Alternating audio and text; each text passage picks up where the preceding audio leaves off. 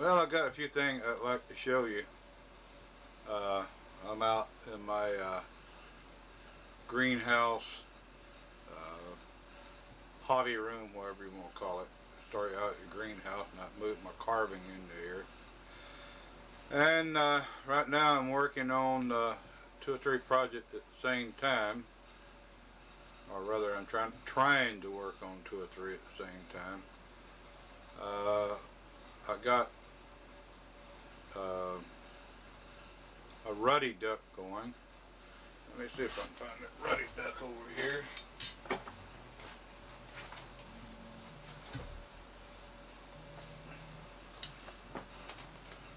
This is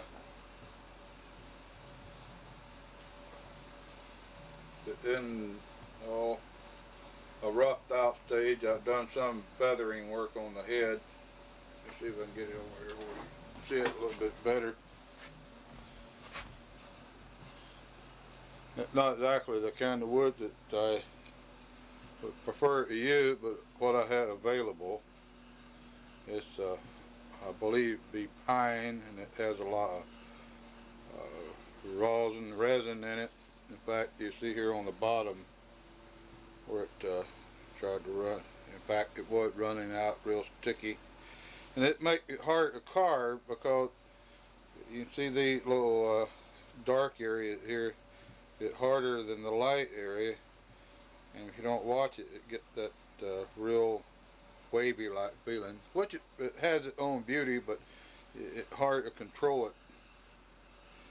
And the other thing I've got going is a pair of cranes, and I've you've seen the crane in the first part. Let's see if I can get over here. I shot of something beside my. Just bear with me there.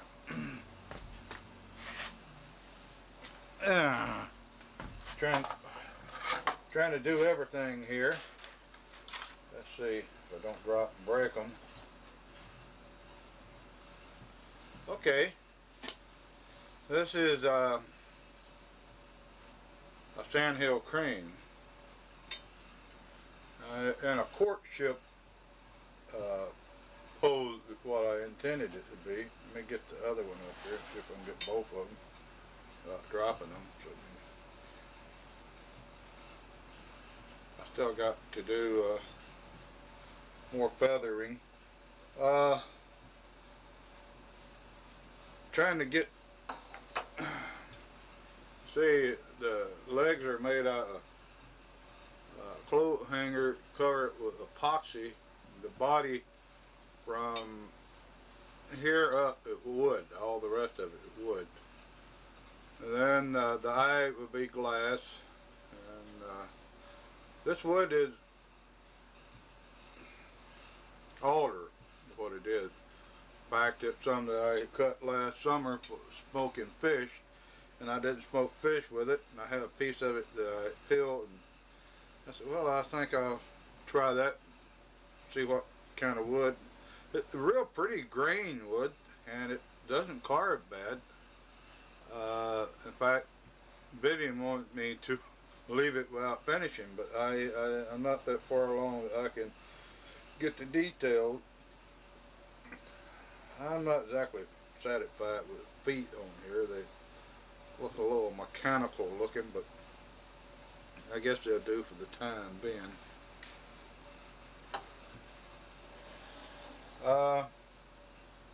She picked me up some pretty neat book, and in fact, I didn't get my hands on everything I can. Let me show you just a little sketch here of the ruddy duck. See it here.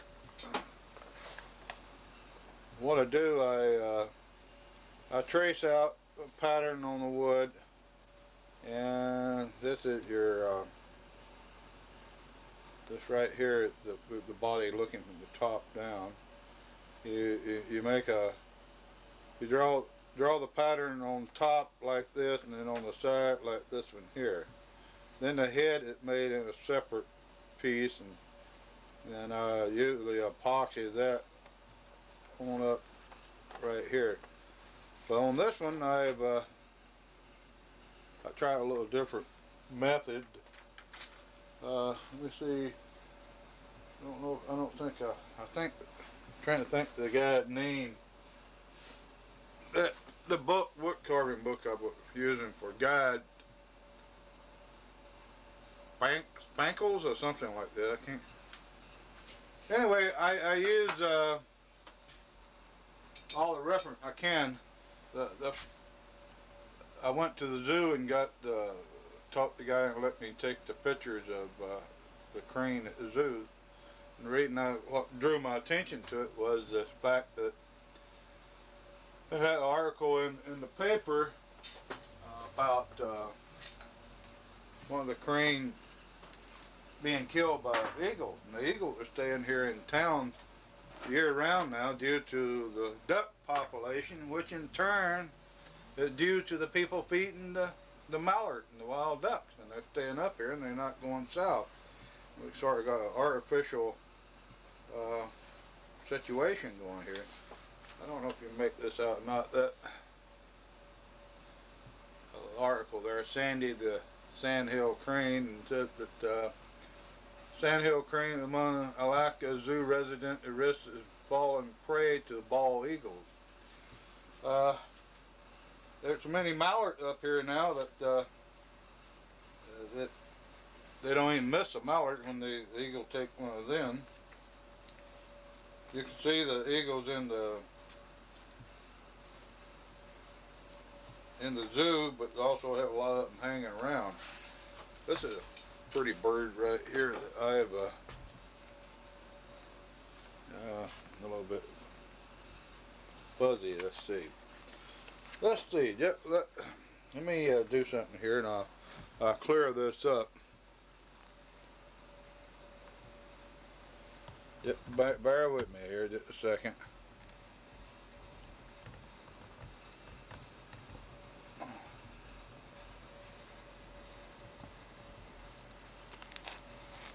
Well, my finger is in the way. That's not the one I wanted anyway. This is the one I wanted over here, but the light.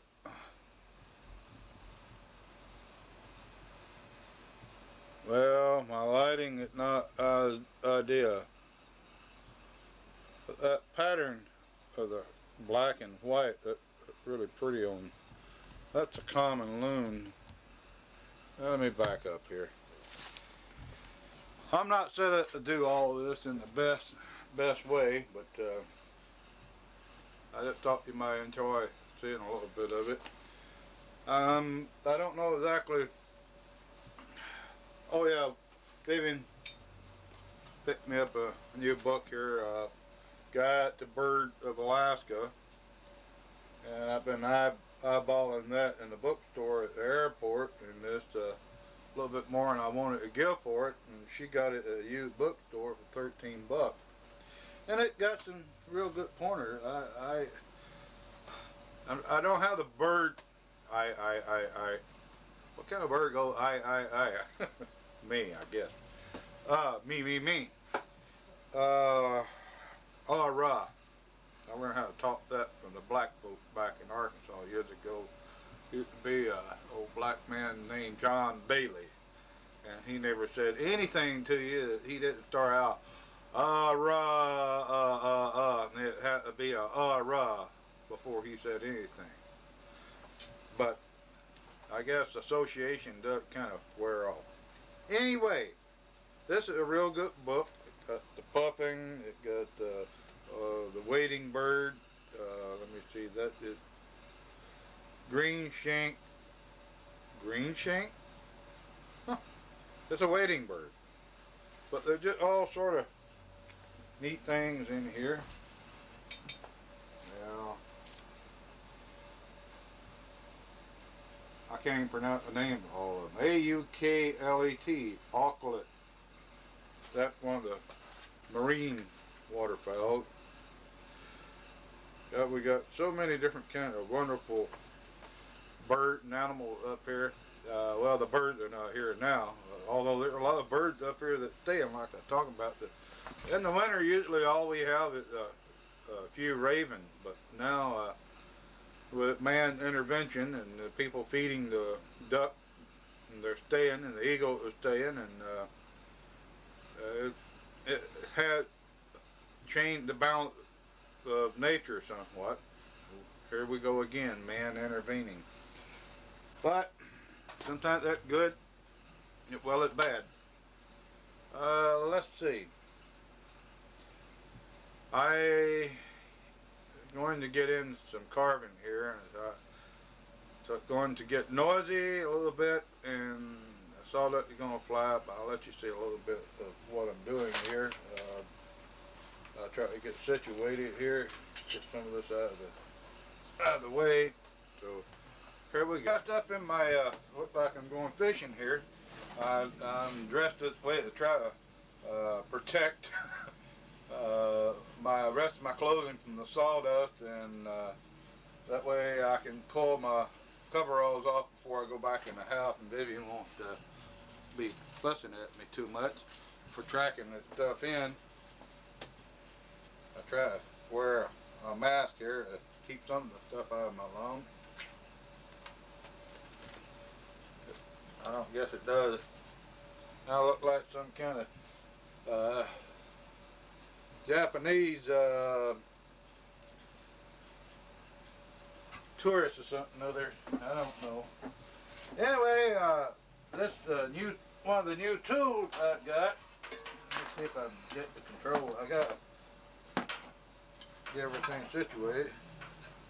This is a foot control here, and I use it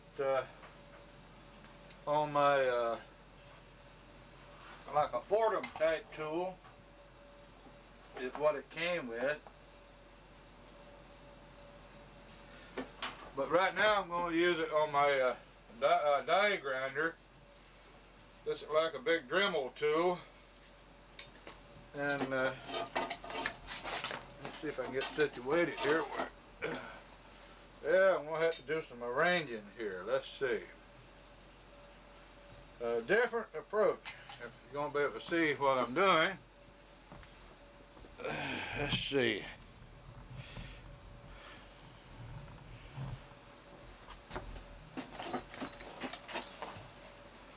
Okay, now you see my hand. The surgeon is going to get ready here.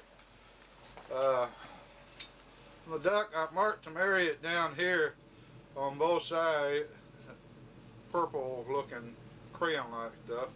I want to bring that down to achieve the breast more, and the breast turns into the neck, and it just a gradual, well, a graceful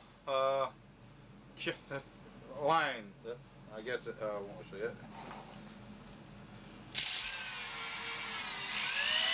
Using this foot control, it really gives you a lot more control of what you're doing.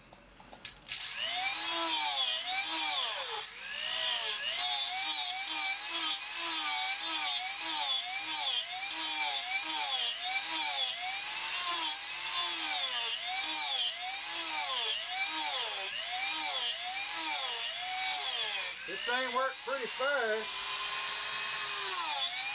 But I think I'm going to have to change cutter head.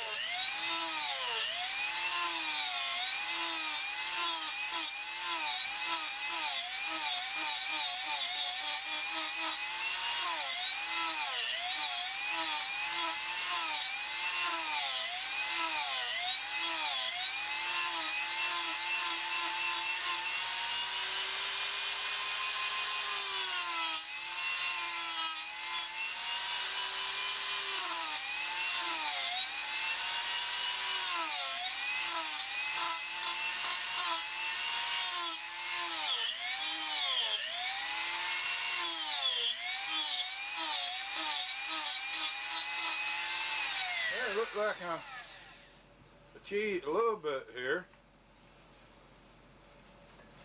It's not something you do all at once, but it's a lot faster than by doing this and using the knife.